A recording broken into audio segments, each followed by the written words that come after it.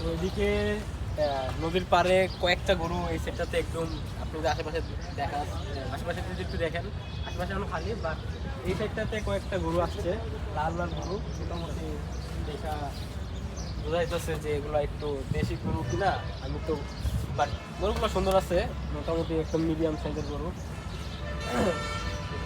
আসি প্রায় কয়েকটা গরু আছে লাল লাল সবগুলাই। এদিকে একটা অস্ট্রাল আছে, অস্ট্রালটা একটু দেখলে চেনা যায় গাভি টাইপের, আর বাকিগুলো মোটামুটি এখানে আছে। এখানে মোটামুটি প্রায় 17 থেকে 18টা গরুর মতো আছে।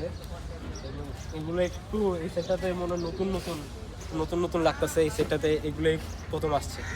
তো এখন এই সেটটা জমে নাই, এই সেটটা জমলেই মোটামুটি হাটের মেইন আমেজ, এটাই একটা প্যারামিটার বলা যায়। জায়গায় যদি জমে যায় তার মানে হাট জমে গেছে, কারণ এখান থেকে নদীতে গরু আসবে, গরুতে এখনো আসে নাই, এখন একটা চোখে পড়ে নাই। আজকে একটু বৃষ্টি কম, আজকে চোখে পড়লে বেশি পড়ার কথা, সেটা আমরা দেখি নাই।